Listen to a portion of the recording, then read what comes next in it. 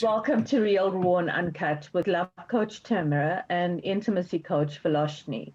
The show is brought to you by Lovology University for higher learning and loving.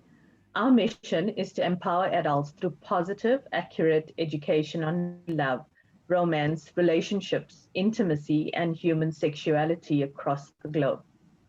If you want to become a love or relationship coach, go to loveuniv.com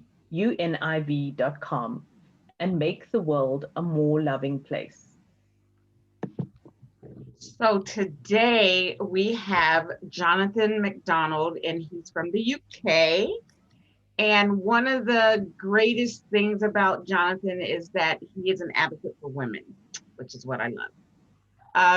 Jonathan is a CIM, a chartered institute, he works for Chartered Institute of Marketing, a qualified marketer with over 14 years of experience working for the Yellow Pages.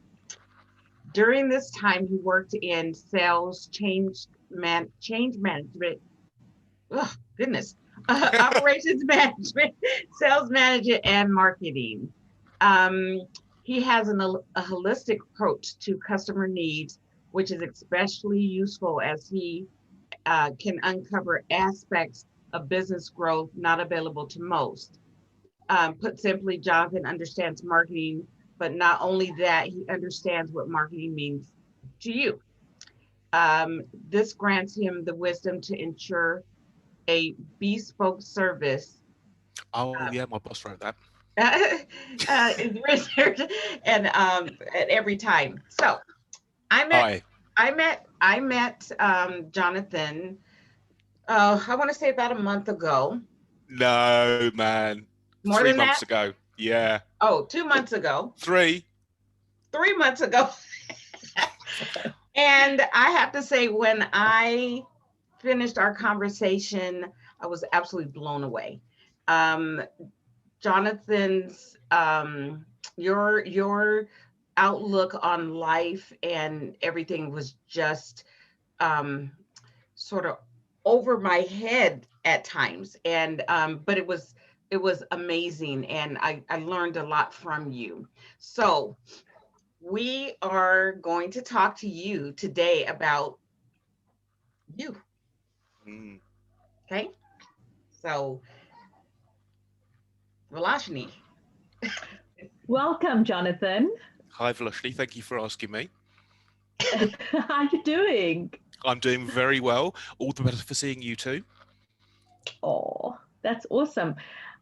I couldn't wait for this conversation with you because we've had private conversations on your experiences, your life experiences with intimacy. And I think today is the big reveal. Yeah. I'm exposing my soft underbelly. So let's get right into it.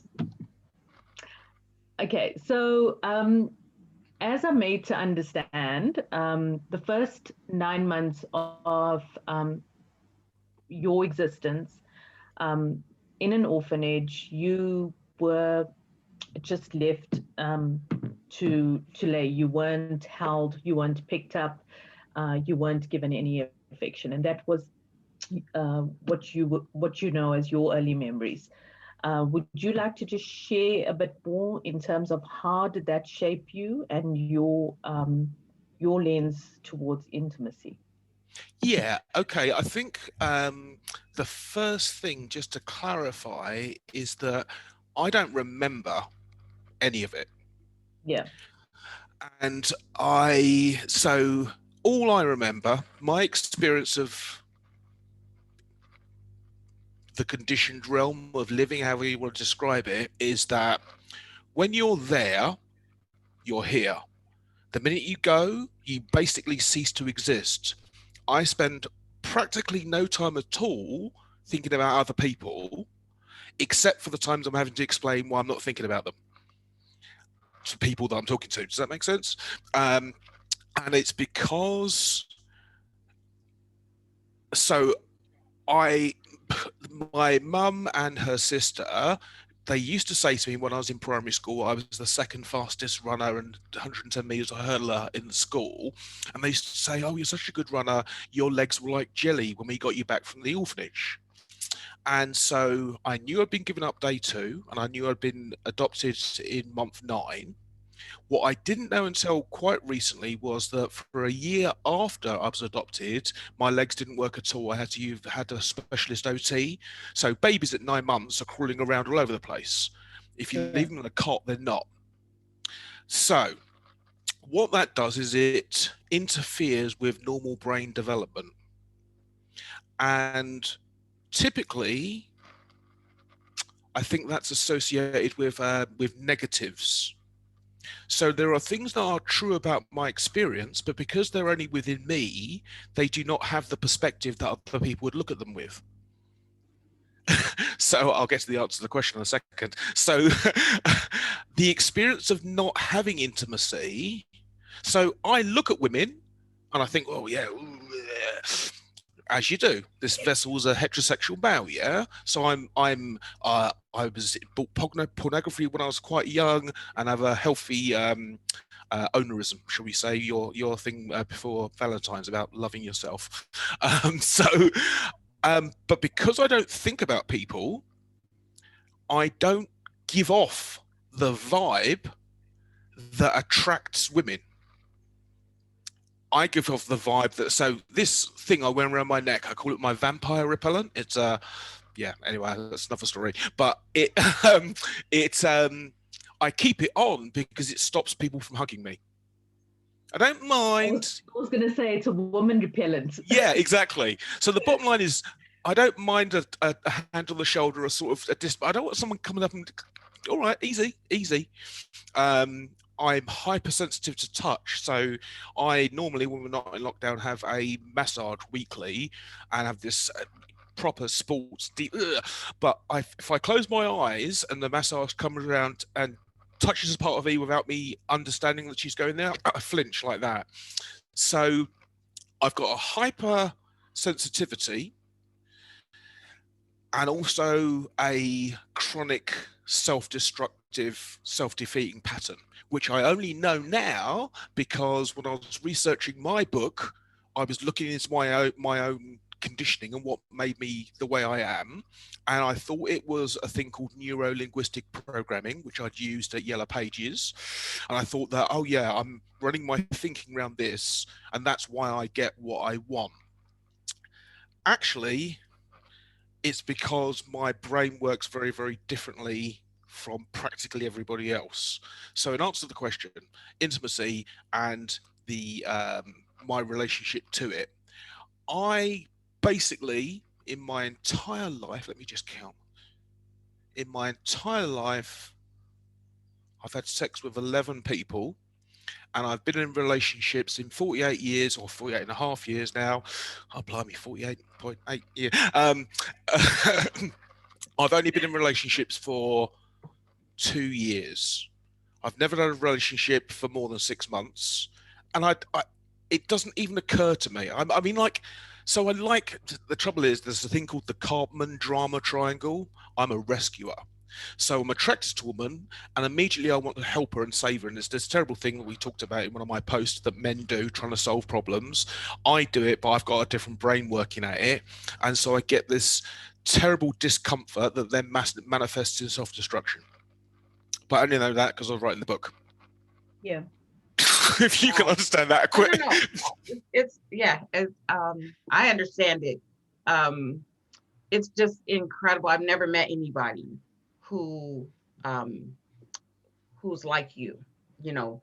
And I don't look at you. No. I mean, it's your brain. It's like how you think, how you talk, and I just think that it's incredible because you go higher in your conversation than a regular person, because we only think on a certain level, and you go higher than that.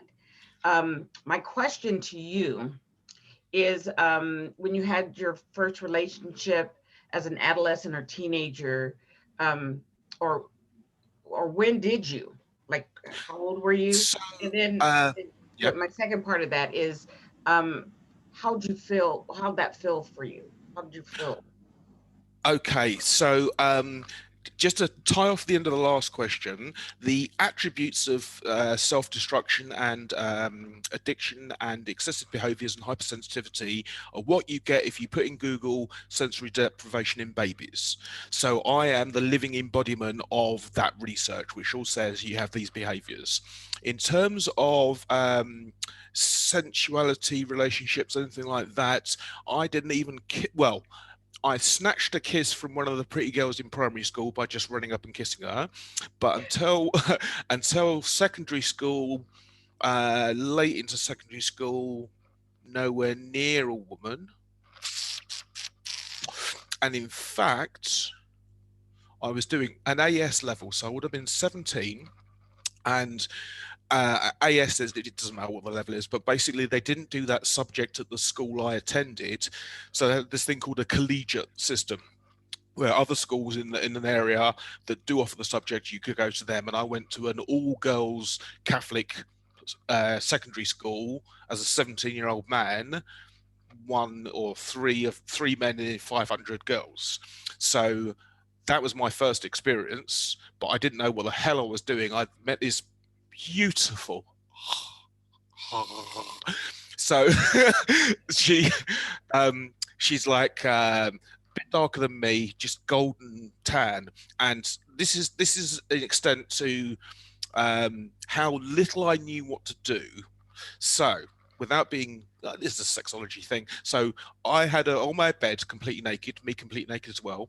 I covered her in honey and licked it off her.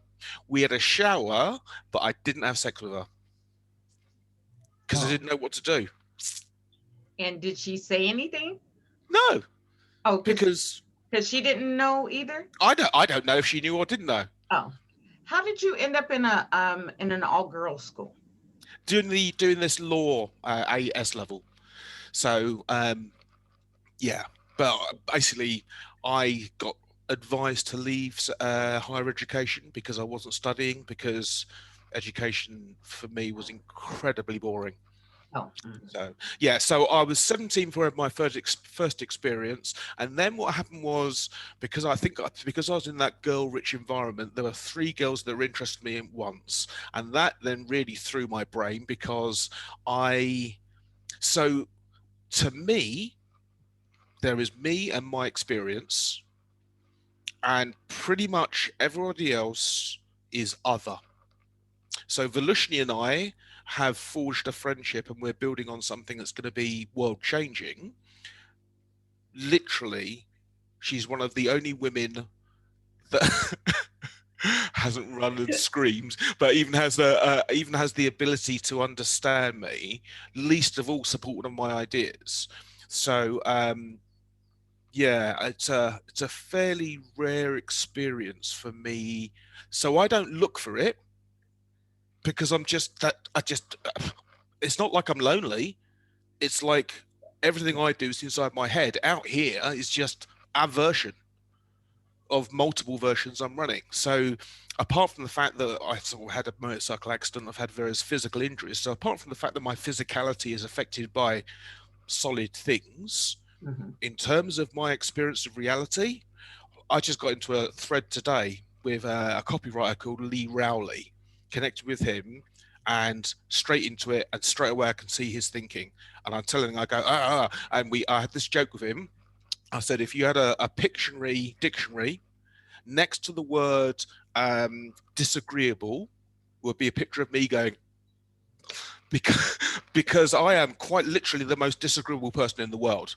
Like, nothing, no one, even my best friends, that will come to me and go, Jonathan, I go, well, yeah, but. And so that makes me a real pain in the arse. It's relentless. I have a friend like that, so yeah.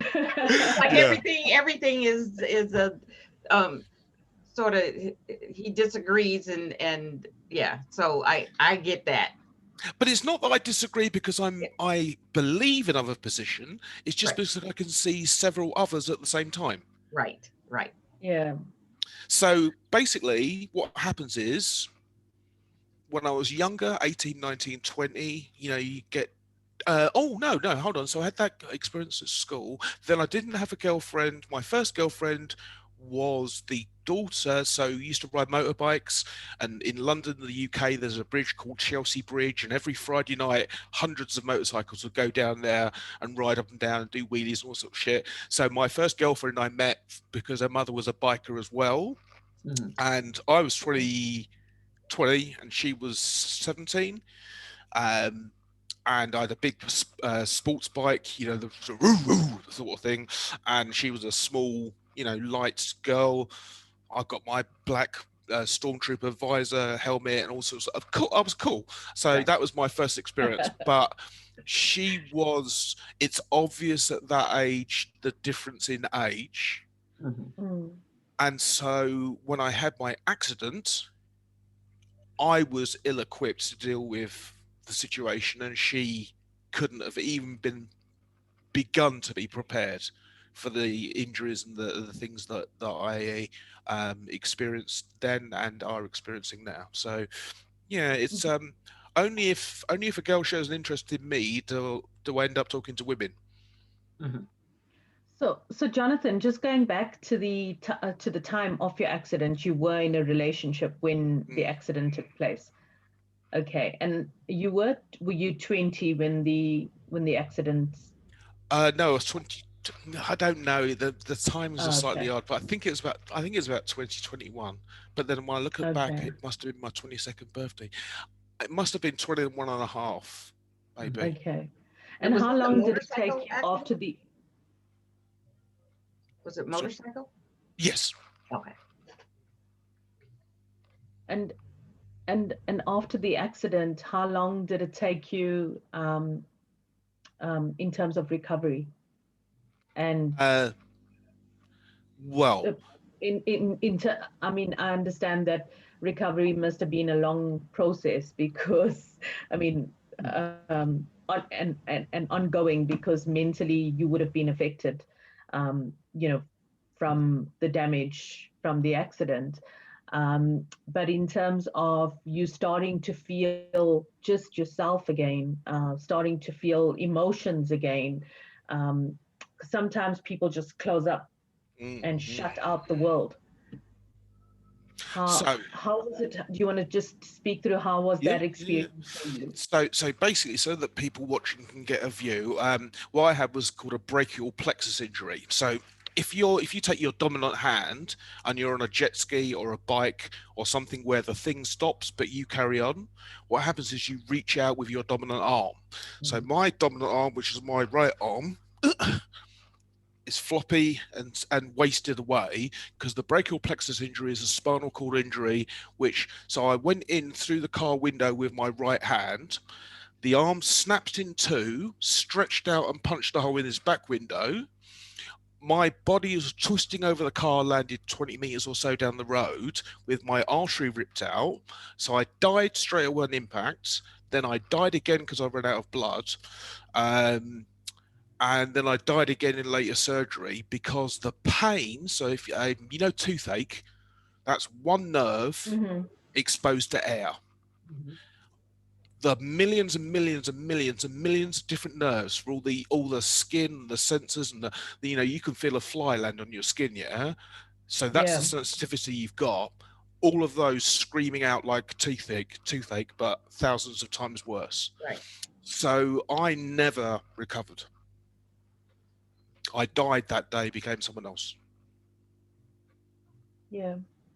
Yeah, when you have and I can just imagine the pain. I remember I had an ectopic pregnancy where it ruptured, and the pain was so intense.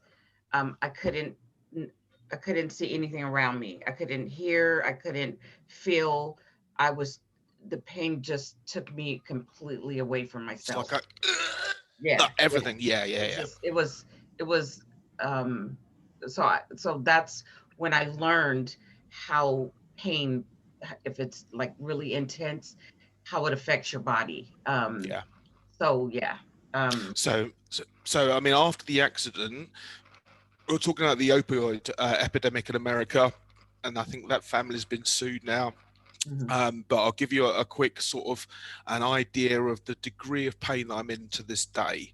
So if you go to the doctors, in America it's different because there are all sorts of problems. But if you go to the doctors in the UK, they won't prescribe. So you can't tell the doctor what drug you want in the UK because drug companies can't advertise. But you go to them and go, oh, I've got this terrible pain, and you've got a leg missing and it's bleeding at the stump. Like, so not funny, but funny. I've got a friend, LinkedIn connection, who's got stage 4 bowel cancer. They give him 20 milligrams of morphine to sleep at night. Back in 1996, there were 2 products I was taking. One was, they're both called Oromorph. A pink tablet was 750 milligrams, and the blue tablet was 1250 milligrams. I was driving 2 hours, well, actually 3.5 hours a day in rush hour traffic on morphine, on cocaine, on marijuana, on alcohol. I was in so much pain that wearing clothes, if it rained, I could feel each raindrop on my shoulder. For 2 years, I couldn't wash the area with anything other than a really light sort of, it's like a, I don't know, it's just a weird material that doesn't have any pressure.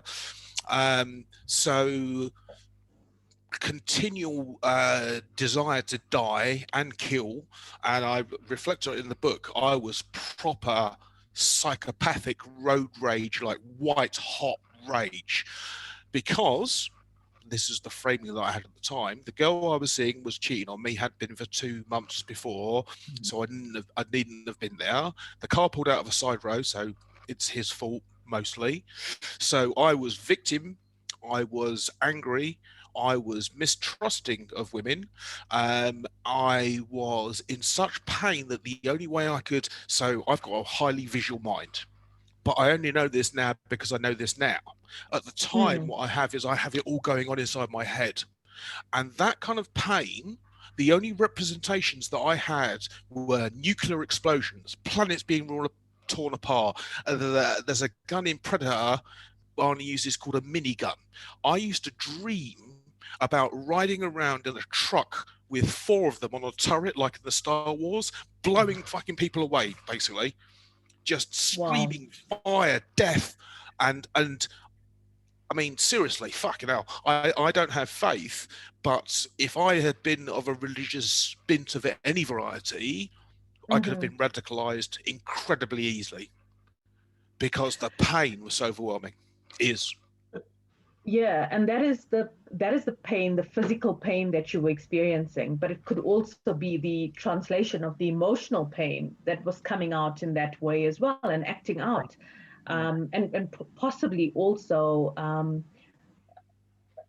intensifying the physical pain that you were feeling. Possibly. Yeah. I mean, yeah. So it's go on. Sorry, just from the way you describe it in terms of what you pictured and the intensity of every sensation that you felt on your body.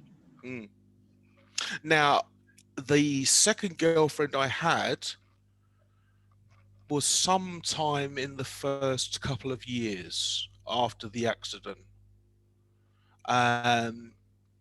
Her name was Kathy, or is Kathy, I'd imagine. But I was in the midst of complete, I mean, here's the thing. This is a signal of how much pain it is. I'm taking 50 ecstasy tablets a weekend. I got piles of cocaine. So we used to buy it in a block. You know, people buy little wraps. I'm earning £55,000 a year living at home with a company car. I was buying fucking blocks of cocaine. So we're talking a severe drug addiction and an alcohol addiction, and basically I was doing everything I could. See, here's the thing: I'm not brave enough to kill myself. So even though I really wanted to die, I can't do it. I can't do that. Yeah. But I can die by accident. So we were driving around. So just the most crazy. So this girl I met was a mature student. She was 26, I think, at the time, and I was 22, and she was doing a later degree. Redhead, lovely, pretty eyes, what have you. Something I found out recently, or I confirmed recently, I used to watch her pupils dilate when I saw her on the doorstep, and apparently that is a sign of sexual readiness. I used to watch it happening, and I commented on the book because I saw a program that says this is what that is, and I went, I've seen that happen. So what happened was we were having a great relationship, taking all sorts of ridiculous risks, loads of drugs, lots of sex. I was very passionate with her, so I'd ring on the doorbell, she'd answer the door, and immediately lean in and, you know, the passion of youth. If you don't get a couple of bruises on your from sex, you're not rolling around enough. Yeah, it was that kind of thing. But then, and here's so I'm a real. It really bothers me, equality. I've not been able to verbalize it until many years after the event. But the fact that she was older than me, but I was so much wealthier, and the fact that she was so kind and I was so psychotic, so I had to fake it. Didn't have to fake it. I've ended up faking it at work because I'm doing mid-level, those job titles. I'm doing those jobs where I'm fucked. And I had to break up with her because I could feel the imbalance and it disturbed me. And I was crying when I broke up with her because I wanted to be with her, but I couldn't deal with the idea of power. And do you feel that you did treat her fairly? No, I treated her very fairly. I mean, we spent money, had a great time. Met her parents, really good time. But it's not about the external. See, so for me, and since the accident, I'm okay. Yeah, I'm not hideous. I'm definitely odd, but I'm not hideous. Quite charming. I could seduce a lady, should I so choose? I'm sure. But here's the thing. I'm okay, but I'm not better than. A life with me is going to be a definite step down for anybody. I don't have any money. I don't have any power. I don't have any influence. I go to bed every night at 8:30 to 9:00 because I have to take medication to sleep. That requires that I exercise in the morning. So I was up at 5 this morning and at 5 a.m. doing exercise, walking up and down stairs. You see this takes 18, 19 hours of work. And you're now talking to me at the end of my day. So I'll probably start slurring if we go too long. But so my concern is always the other. That yes, you might have a laugh with me, but every second you spend with me is not with the person who might give you what you need, which, because we believe we live out here, none of us do. We all live in here. It's just that most people don't realize it. And so you pursue things of the external, pleasures of the flesh, material, wealth, bling, whatever it might be. But when you have to fight continuously, not fight, but when you have to calm yourself continuously. So all day, every day, all day, every day, all day, every day for 26 years, I'm going, let go, let go, let go, let go. Because when it comes up like that, the pain, you have to. So it leads to a state of massive disassociation from the physical world. I had money, but then I had this bunch of strokes. So the motorcycle accident was one thing, bunch of strokes. And because I had money, everything, all the bills went out, the money went basically. So now I have nothing, which is good because in the UK, if you have nothing, you get a little bit from the government to live. And so all I've done is I've cut my life down so that I don't need anything other than that. So as an example, that's my phone. Yeah, I know we kind of talked about that. We did, yeah. So I don't have. Well, and this is the weird thing. I drive a fairly new car. I live in a flat. It's clean. It's tidy. In fact, I'm obsessively clean and tidy. No, it's not obsessively. I'm extremely clean and tidy. So I look from the outside, fine.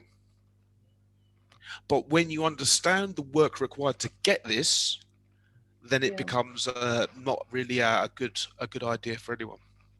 Okay. So one of the questions I was going to ask you was, had you had any relationships after the recovery of your accident, which you've now explained to us.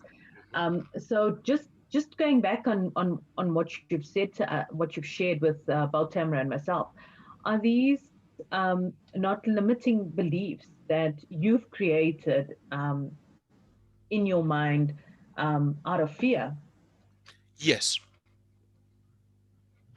So if you met someone who really understood everything, do you think that you could build a relationship with them, or do you still feel like doesn't matter who it is, doesn't matter what it is, that in your mind it will never work? So, in answer to that question, I would say that, so I had my last stroke 13 years, 2006. 15 years ago. Bloody hell, time flies. And for the first 2 years after that, I was walking with a stick and a brace, all sorts of problems. What was the point of that story? Ask me the question again if you can remember it. Yeah, just if you met someone. Oh yes, right, okay. So what I did after my strokes, the first thing, well, not the first thing I did, the few first things I did was pay for my own funeral and have a vasectomy, because I'd had 6 strokes by the time I was 35 at the time. So I went, there's no way I'm passing that on to a child. Then at that age, that is the age that women in this later society are having children and having relationships. Unless you have a relationship, 22, 23, 25, whatever it is, a lot of people are having they've either had their children, they have their second relationship at my age, or they've had from a woman's perspective, had a bunch of shit relationships and wants to settle down with the father of her children. So I removed and took responsibility for not bringing a child into the world who would suffer the same injury potential as me, because I can deal with it because I was left alone. So I'm always on my own, and basically the only thing I say inside my head is get up, get up, get up, get up, get up, get up, all the time. So I did that because then you are signaling to yourself not to engage with someone and waste their time, because the desire to breed is the sort of nature of life, generally speaking. I've got a view about consciousness and what have you, which is different. So I prevented that from happening. I'm nearly old enough now that that isn't a pressure or a loss that a woman might feel if she spent time with me. And I think ultimately,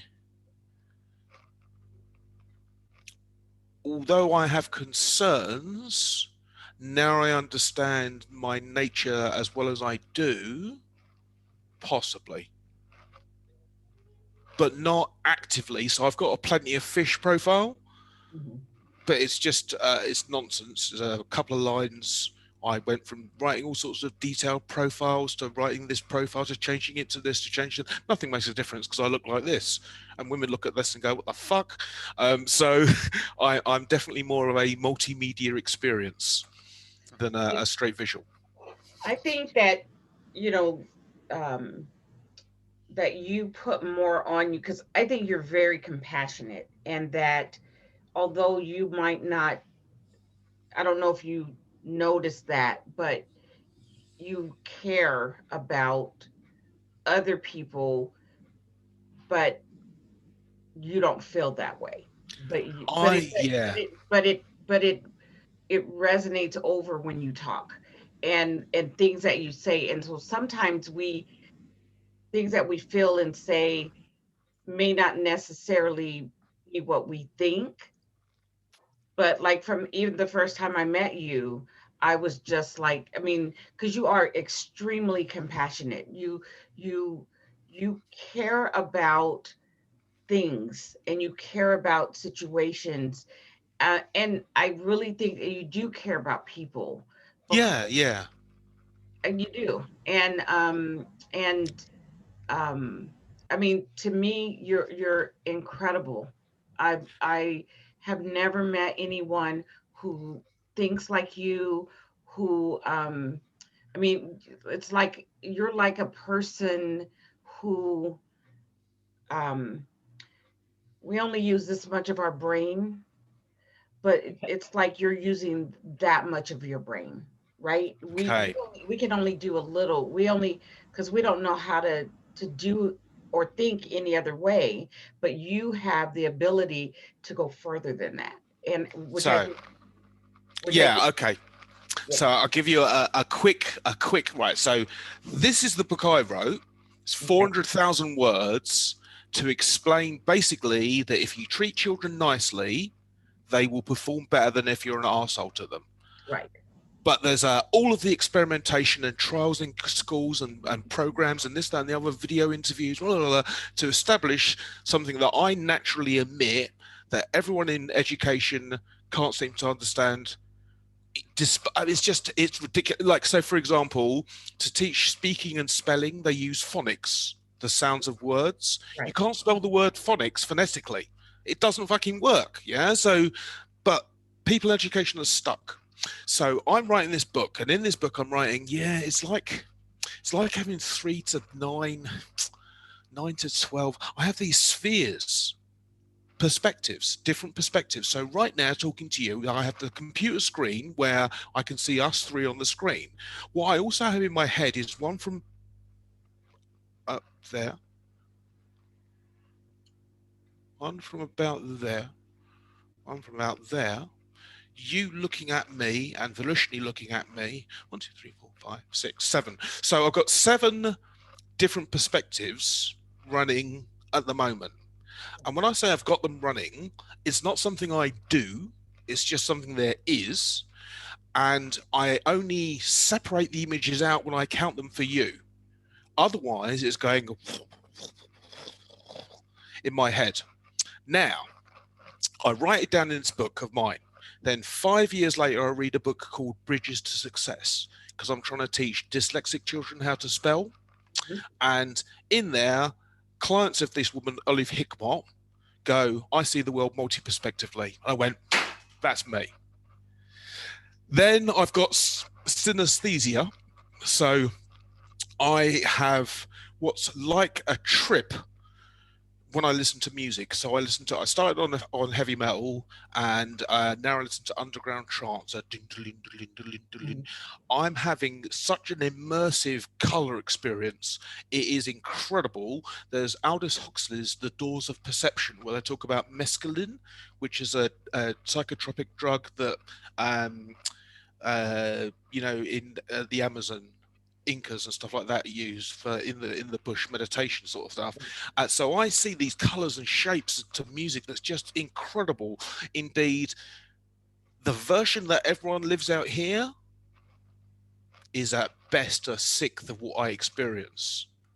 So dyslexic brains have this skill, and I'll just read a bit out of The Gift of Dyslexia. Right, so there's a book called The Gift of Dyslexia. And it says the mental function that causes dyslexia. The mental function that causes dyslexia is a gift in the true sense of the word, a natural ability, a talent. It is something special that enhances the individual. Dyslexics don't all develop the same gifts, but they do have certain mental functions in common. Here are the basic abilities all dyslexics share. They can utilize the brain's ability to alter and create perception, the primary ability. So what I've just described to you is me imagining different points of view, and then I'm using what are called the submodalities. So a picture could be black and white or color, but I know what infrared looks like. I know what heat imaging looks like. I know what ends of LED light, like pointillism, looks like. So because I'm in so much pain, I'm dicking around in my head to take my attention away from it. And I've been doing that all day, every day, all day, every day, all day, every day, all day, every day for 26 years. So my ability to create is now so practiced that it is just a different experience of being. So I'll carry on. They are highly aware of the environment. They are more curious than average. They think mainly in pictures instead of words. They're highly intuitive and insightful.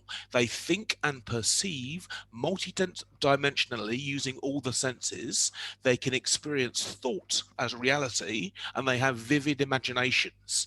So in here, I have a chapter called Maybe I Had an Early Hardwired Advantage to NLP because I can do this perceptual positions. Then I reflect on, what was I can't remember what it was. Oh, bug, I've lost my train of thought. But yeah, so it's all happening at once. Oh yeah. So that's why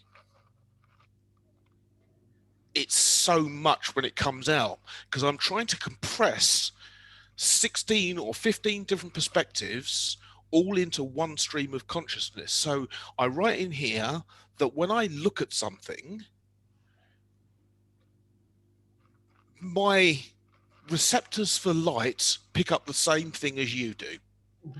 But what I'm seeing in my head is it's like seeing a whole marble. So I see this side of it, that side of it, upside of it, downside of it.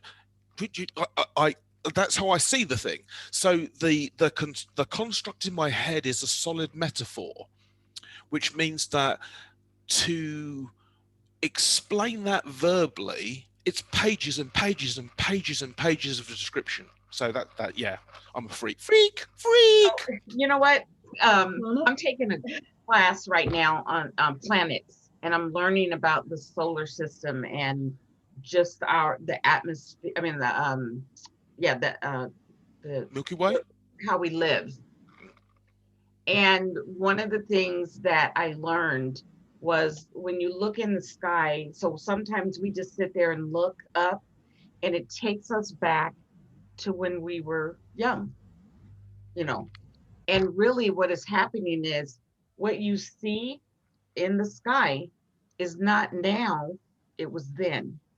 So now hasn't come yet. We're only seeing then. So that's why people feel, if you really get into it and really understand, you're not in the now, you're in the then. And when I realized that, it helped me to understand more of things that happen to us, because we're not in the now, we're in the then. And then could be millions of years ago.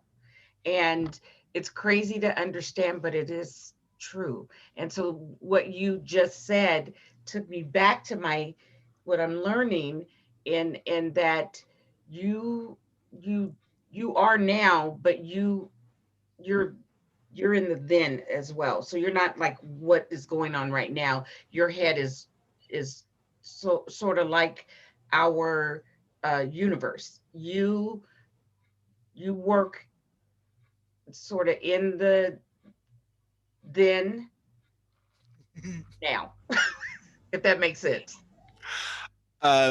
multi-dimensionally and multi-perspectively, Yeah. using all the senses. Yeah. So consciousness, what we think of as our lives, the vessel, this is okay as a way to produce more of these, to carry these around. Right. But it's these that are human consciousness. And so I have speculated this thing about being highly intuitive, writing that book. I'm doing all these things intuitively. I'm making up games, and then I'm reading about them in other people's books. And what it turned out that I was doing was I found 18 different spheres of knowledge and compressed them all into one me, which is called recombinative innovation, which I read about a year after I finished trying to do it. And I went, that's what I was doing. And I went, that's why they couldn't understand me. Each one of the 18 things was an entire attack on their entire nature of reality. And I didn't understand why people were threatened by me. Because it's so easy. If you're paying attention, everything's so easy. Yeah, it is. It is. So, Everything is easy, but we make it difficult. So you'd think with this kind of mental power that I wouldn't have that limiting belief. And apart from with women, I don't care about anything. When I say I don't care about anything, go on. How do you feel about yourself? Like when you look at yourself in the mirror, do you have any love for yourself? Do you admire what you see in the mirror? At the moment, so fatter than when my photo was taken for that website.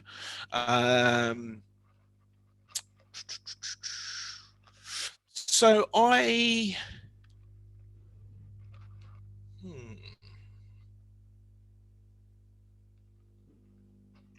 So, like, if I went on a date, if I went on a date, I wouldn't take this off.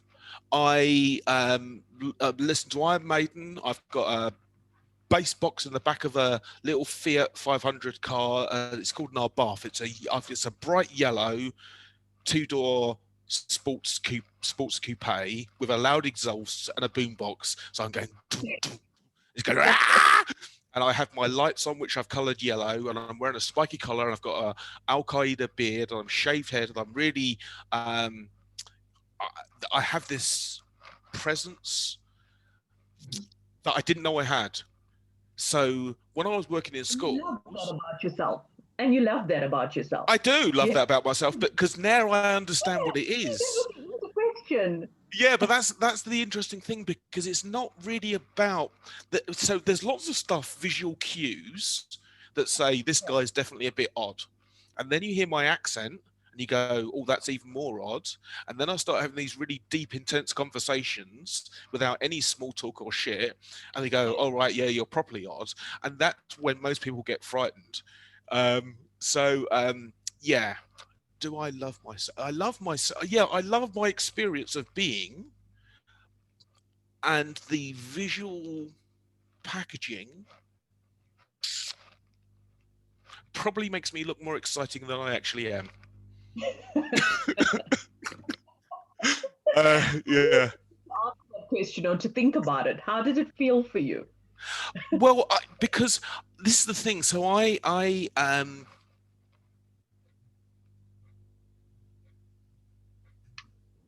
yeah, no, I don't trying to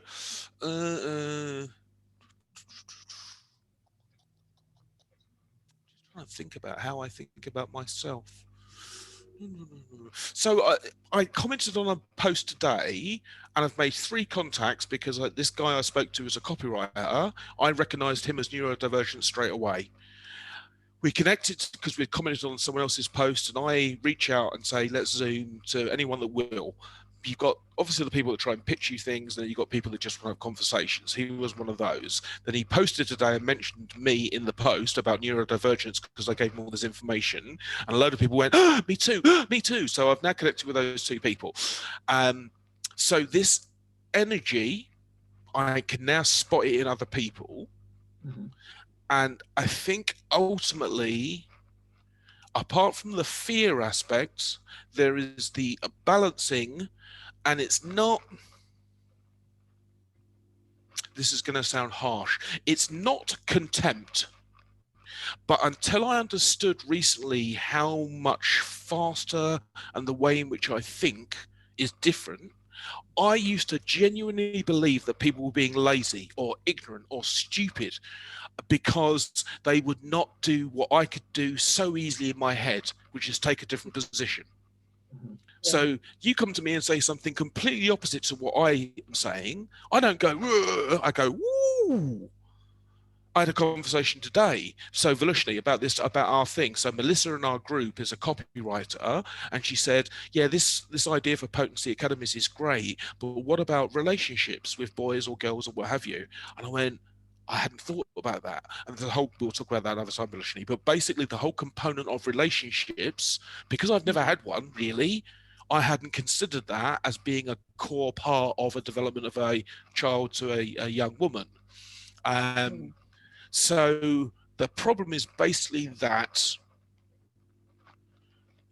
you've got to step up. Because if you're going to moan and moan and moan and moan and moan and moan and not do anything about it, see, I did that post recently, Velishni, for International Women's Day. I did a post about listening, where I talk about the 7 habits of highly effective people. The fact that when you're listening, especially to women, you go, "Oh yeah, oh I see, yeah, okay, oh yeah, that sounds really, oh yeah, it sounds really stressful." That's the correct way to listen. What I do is I go, "Oh yeah." So, but that's your compassion that Tamara so easily identified with. Yeah, but it's a control. It's control freakery. But I don't. No, it is. I don't see that. I don't see it at all. Okay, well, in the book, just before you praise me unduly, I've written a chapter called "My Experience of Nearly Getting Married."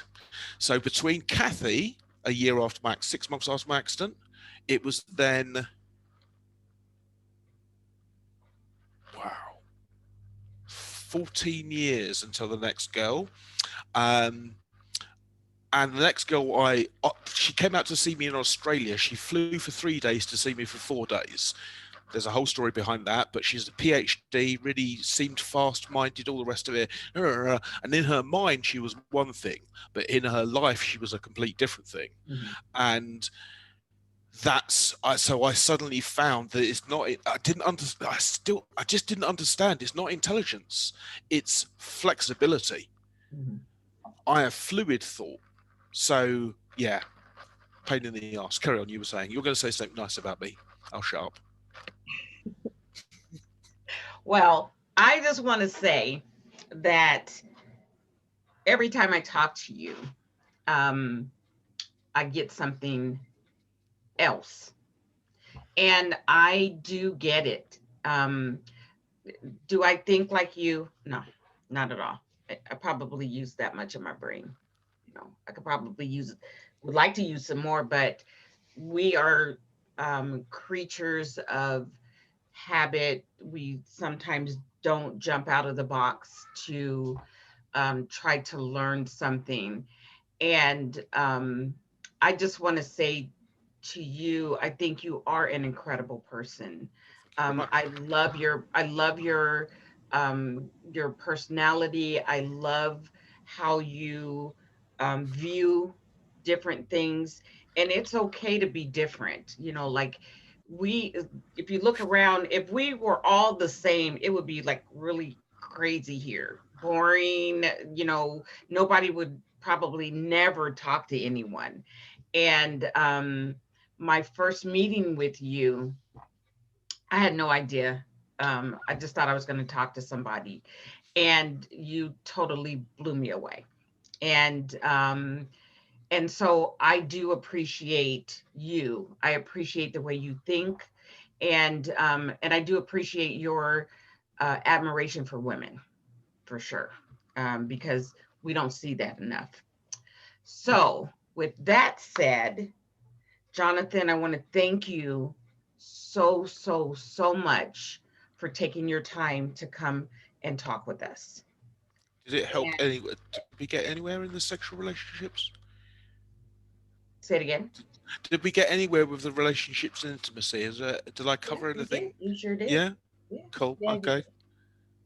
Yeah. And then next time we talk to you, who knows, you might be in a relationship. We never know. But look, you're in a relationship with 2 women right now. Oh, yeah, 3-way. So easy, Tiger.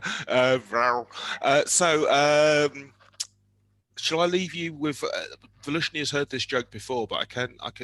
Oh no. Sorry. I won't do it for a recording. No, it's okay. See, because you know why? Because we're real raw and uncut. We don't sugarcoat. So you throw it on us. So Velishni, the bloke walks into a bookshop joke or the bloke walks into a pub with a small lizard joke? I haven't heard that one. Oh, have you not? Okay.